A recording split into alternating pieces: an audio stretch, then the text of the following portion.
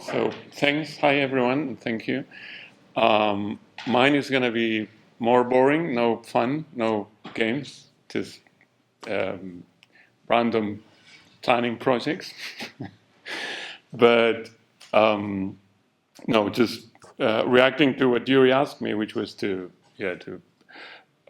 collect a few samples of metropolitan planning or to talk about metropolitan planning.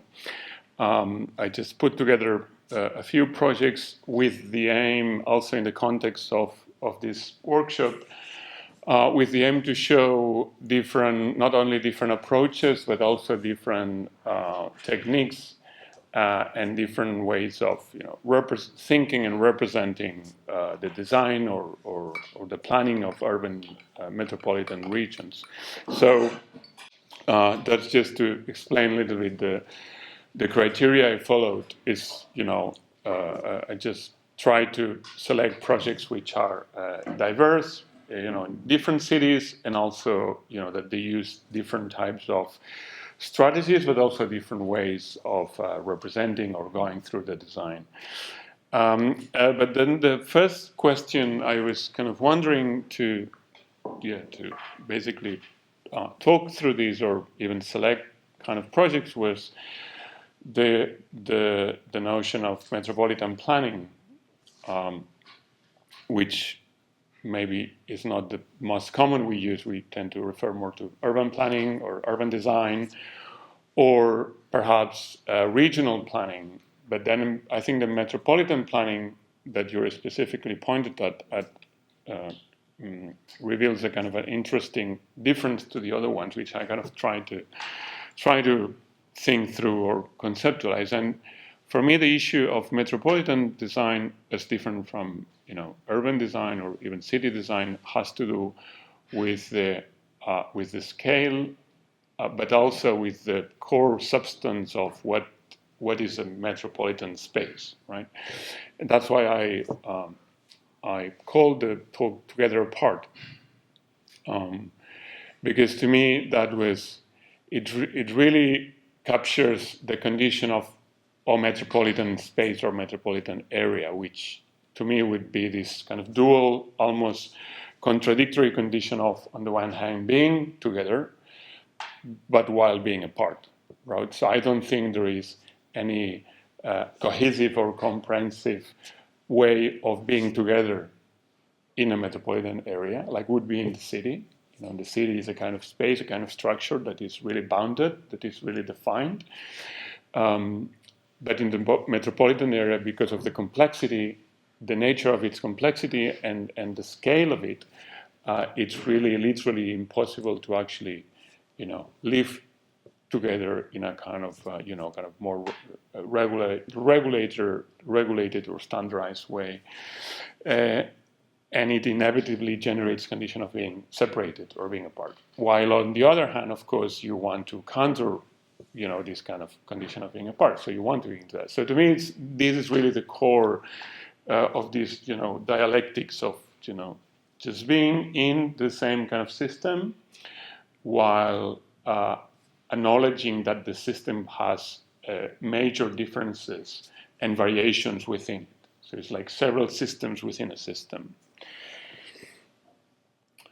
And then to the solution or the reaction to this condition would be to find essentially an idea that deals with this and a physical material support for that. So in a way that's perhaps, I'm not entirely making this up myself. I'm basically drawing on a number of recent works which deal with two conditions which I believe are really important and mainstream in whatever approach to urban or metropolitan regions. One is the understanding or the questioning of the urban condition. What is urbanity today? How is urbanity achieved, created, or experienced in metropolitan, largely urbanized areas? So there is a whole lot from different fields, from social science to actual design, several approaches to rethinking again or trying to come to terms with what's how is urbanity defined in metropolitan areas. And the other crucial aspect is what we could broadly call ecological or environmental approach, right? Very different ways of integrating or considering environmental aspects or ecological aspects into the design of the city, you know, from landscape to ecological systems to territorial systems, therefore, so on and so forth. So I think these two elements, offering an idea of urbanity and dealing some way or another with ecological elements or sensitivities, are present in all projects I would present, and I would say are two questions that we cannot really avoid when we think about metropolitan areas today. Actually, if we go a little bit back, always to provide also a bit of an historical perspective or historical account. Peter Hall, renowned urban historian, urban planner as well from the UK, actually claims in his books, Cities of Tomorrow, that there are pretty much there are very few ideas in 20th century planning. Essentially, 5 ideas. That's all, you know, we can aim or we can strive for, which he summarizes in these 5 points, right? So he refers to, and all of them are late 19th, early 20th century ideas. First one being the Garden City by Howard, the second being the Regional City by Patrick Geddes, the third one being what he calls the Monumental City, which perhaps a bit oddly enough he puts together Haussmann and Cerda in a kind of under the same category, but you could definitely follow that.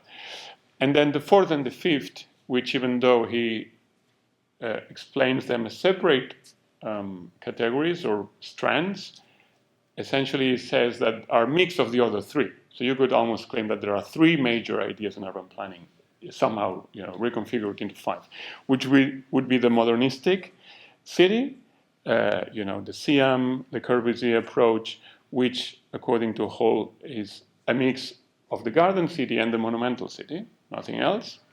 And then the fifth, which would be the community-based, participatory urban design or urban planning, stemming from an anarchist tradition of self-organization systems, organic city, so on and so forth, right?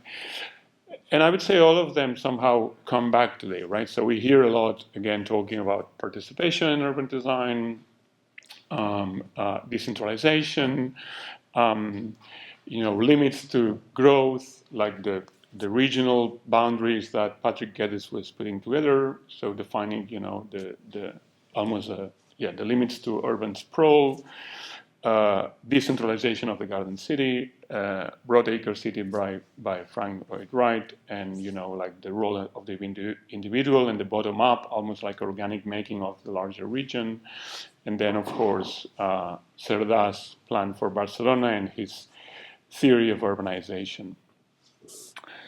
So in a way, I think that by having these 5-strand lenses, you could really peek in most contemporary projects. I'll show today. You can always, find or identify some of these ideas as we are still kind of really, shuffling around or rethinking, reimagining this same, 5 kind of theoretical basis.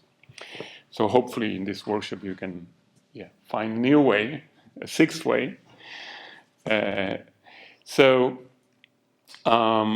Just drawing on Cerda's central plan, you have here famous grid for Barcelona. And also in order to make a difference between what was the industrial metropole of the 19th, early 20th century and what we call metropolitan areas or regions today, this is the grid, Barcelona metropolis at the time, the expansion grid, next to the old city of Barcelona in the center, but in fact, which still, aims to produce a system or a layout that kind of regulates it and brings comprehension and cohesion, and aims to kind of regulate urban growth, urban development. But the metropolis we are dealing with today, it's something closer to this. It's a very fragmented magma, or almost like a patchwork, like a collage of different fabrics, without a very clear, underlying structure or shape. Is a type of space that is defined through or by its variation or by its difference, inner difference, right? So again, I go back to this idea of, together in a whole, but apart in many different fragments. And actually, if we get closer to kind of this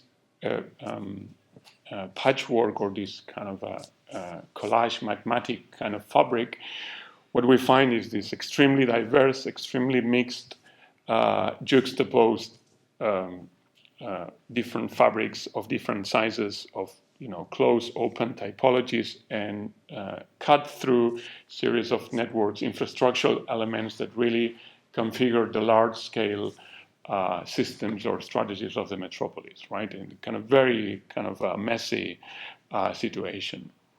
So this is, I would say, the kind of conditions we're dealing with when designing the metropolis of today, right? Trying to bring some kind of idea and some kind of support to overcome, the messiness of this large-scale messiness, or large-scale complexity, you could say. So for this, I would start by drawing on Manuel de Solá-Morales, which some of you know his projects, and which was for me a great inspiration, and with which I also work with. And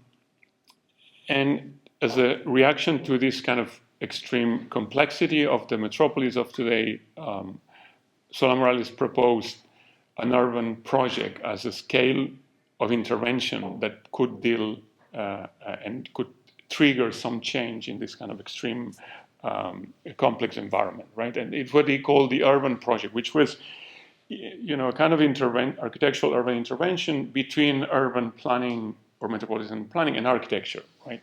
And the urban project would be defined by 5 characteristics or 5 points.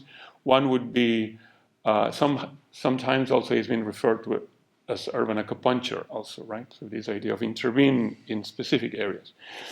But one of the main features of this urban project or urban acupuncture is that the effects are way beyond, expand way beyond the actual intervention, right? So there is a territorial effect beyond the area of intervention. So through intervening in one spot, you want to lift up or revamp a much bigger area. The other one is the complex character. The third one is an intermediate scale, so a scale that is able to transit or bridge between the architecture or the local scale and the large urban metropolitan scale.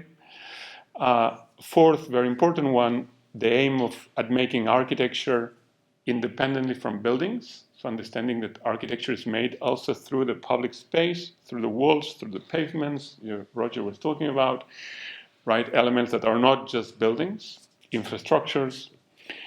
And then last, public component or public commitment to basically fund, pay for this, including also, collective dimension, whether it's public or private, a collective dimension of that urban project.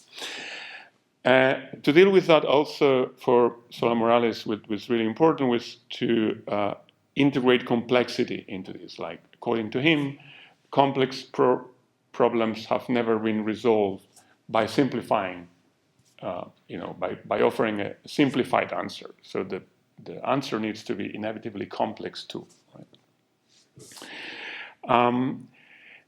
This is a project, a competition called Prat Nord, which is an expansion of a mid-sized town in the south area of Barcelona. Is exactly the same area where I showed here, kind of this messy end of Barcelona municipality, but totally kind of a metropolitan site. And then there was a competition some years ago, I think it's actually his last project, for expanding the settlement you see on the south into a kind of new logistical center. It's very close. It's a very strategic site, very close to Barcelona's airport, and next to the Llobregat River, the Mediterranean to the right. And you can already see. I think it's interesting for a few things, this project, but I think it's quite. In the frame of this discussion, very interesting for two things. One, because if it was the only competition entry that approached the project as a metropolitan project. It didn't approach the project only as an urban expansion of an existing fabric, but as we can see in this plan, really locating it as a strategic site within many other municipalities, right? At the edge of different municipalities, and understanding that the intervention here would have an effect in the larger metropolitan area. So some decisions have to do with this large scale rather than the actual, just city scale. And the other one is because he deliberately didn't want to compete with the more classical means of production of a competition through rendering, digital image production and so on. And he submitted a proposal which was basically hand sketching, almost like giving up in winning the entry, which of course he didn't. But in a way, it was kind of a end of his career in a kind of manifesto that the important are basically the ideas discussed rather than spending time in making beautiful images. The project, I cannot really explain it all, but it was. The expansion was supposed to stem through the new highway that cuts through the city, and a condition, or all other entries actually propose to push the highway underground in order to pacify the space and then expand to the north. So he proposed to actually lift up the infrastructure and engage with the conflict that lifting an infrastructure generates, right? And then making from that element, very present and obvious elements, instead of hiding it, making it less affection in the soil, in a way more sustainable, less excavation, less energy put into it, cheaper option, and then engage with the problems, with the complexities that the infrastructure generates, right? Also making it a kind of much more distinct character. So then the problem is very much pointed out, like a bit like Roger was saying, like the game is set, like you're making a problem for yourself, which is dealing with the highway infrastructure passing through the city. Then you need to resolve the encounter with that infrastructure. Then, like the very basic scheme was to think this project through 6 fingers and 6 areas. The fingers you see on the top left. 6 fingers meaning 6 streets that expand from the old town, each of them having a very specific and different character. One is the shopping street, the other one is like a pedestrian street, the other one is a green boulevard, so each of them with a distinct feature. And then 6 areas which somehow represent 6 different metropolitan typologies or types, right? You have the logistics, you have the housing, you have the shopping mall, so on and so forth. Then some of these fingers really work more in detail, so each of them, it's very coherent in itself, follows a very clear logic, either of continuity or more picturesque, or more small-scale storefronts, or then the green agricultural system getting into permeating the actual city. So in a way, being together but being apart also. And then the result is this kind of very you could say, non-coherent, quite fragmented series of fabrics representing the complexity of the metropolis, but binded together through the infrastructural network, right? So really embracing the fragmentation of the metropolis. You see an office, kind of a technological park on top. Yeah, so trying to find the specific typology for the exact function. Another project also on the other edge of the city, a much more contained, more classic urban project in this regard, like an empty or abandoned former military site. And in this case, again, the complexity was generated the project was thought through an accumulation of sections. So the complexity was generated in section rather than in different plans, right? So the plan aims to, you see it on top, aims to offer continuity of a main boulevard, but then create, assemble enough density to make a kind of a vibrant new neighborhood, but then generating complexity through these kind of parallel bars, which each of them is different, right? So again, it's kind of being continuous, aiming continuity, but offering difference. And all of the blue buildings are facilities, public facilities, and the black buildings are housing, residential housing, pretty much.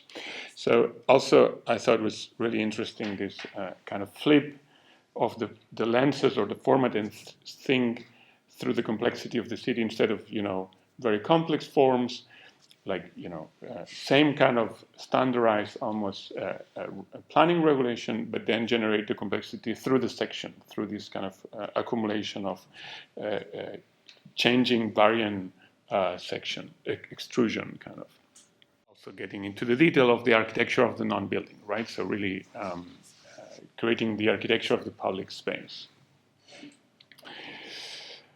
All right, still in Barcelona, and this is the last project, and more really now at the Metropolitan scale, and very recent projects that perhaps you're familiar with, the implementation of an actually very old idea, which is the super block, an intervention of the grid of Cerdà that tries to, on the one hand, so remove traffic, remove cars, and on the other hand, as a consequence, bring, a greenery or pedestrian spaces into the city core. And this is done by banning traffic, automobile car in a series of axes, creating these green boulevards or green axes, which, reshape the 100 by 100 meters block into 3 by 3 blocks. An idea that, is really picked up recently, and it was already proposed, in the 20s by Le Corbusier, Josep Llussert, other Catalan architects, but actually was already present in Cerdà's plan originally. But anyway, so in a way, is this kind of again, redefining the urban and bringing the ecological really into the city core. Some images of this, turning the crossroads into an actual square. But what I think it's maybe more relevant or interesting is how this intervention at the scale of the street, it connects or ties into much larger strategy of metropolitan scale, rather that not only looks at the grid, but looks at how ecological or green boulevards, the idea of green infrastructures, infiltrate or create larger connections with, surrounding municipalities, surrounding systems, and surrounding forest, like up in the hills of the northern side, right? In order to, again, generate this dual condition of, small scale, large scale.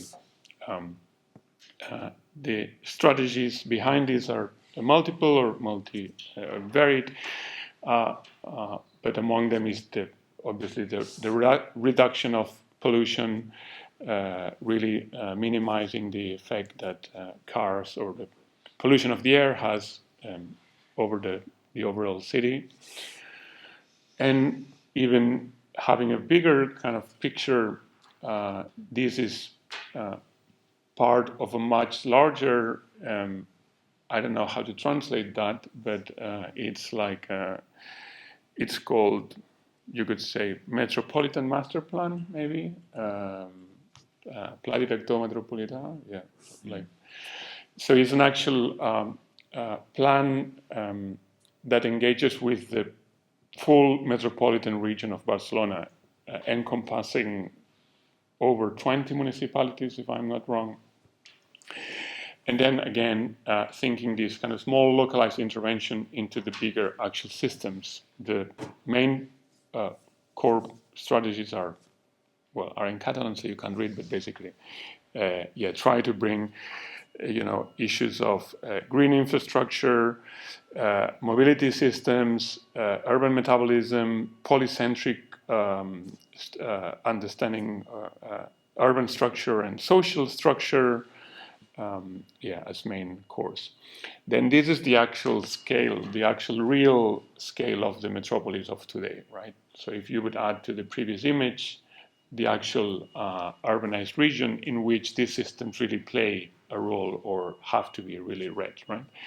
So that would be the green infrastructure at the metropolitan scale, where the system of local parks and metropolitan parks are seen combined, but also the new public transport system, which is not only a city system, but a metropolitan system, and really configures the territory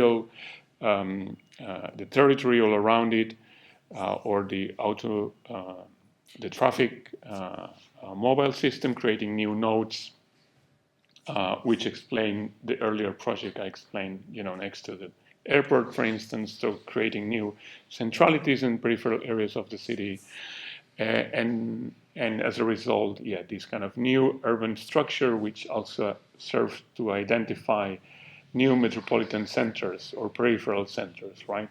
In order to make really a polycentric model more feasible or more real. Again, an idea or an example of being together while being apart, or just how to bring together this kind of very varied, complex system.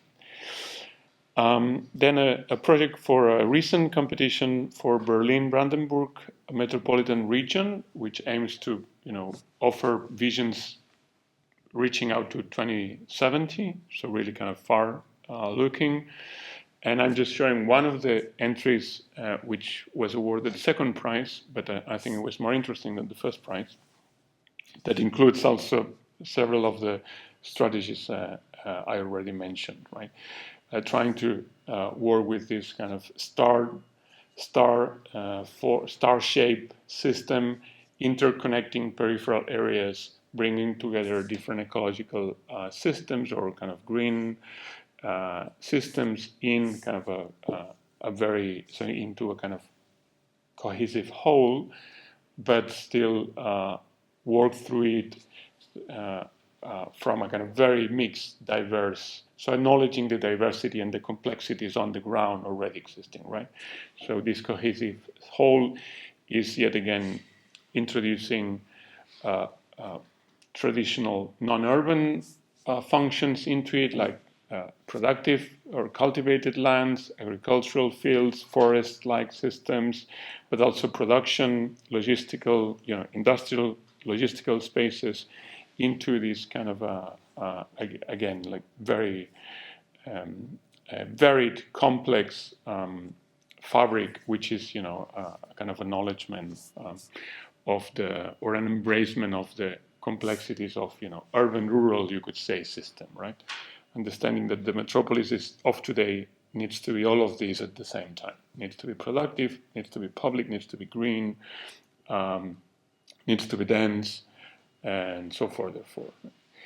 In a way, is trying to bring together the lost connection between city and hinterland, right? So trying to make, again, the city a little bit more self-sufficient as a space that also generates, food, generates energy, and also recycles the waste produced by the city. So looking at the city more as a metabolic system, which is somehow more self-sufficient than the existing one. I need to go flip through because otherwise we cannot really go in detail into it, but just to offer different approaches. Another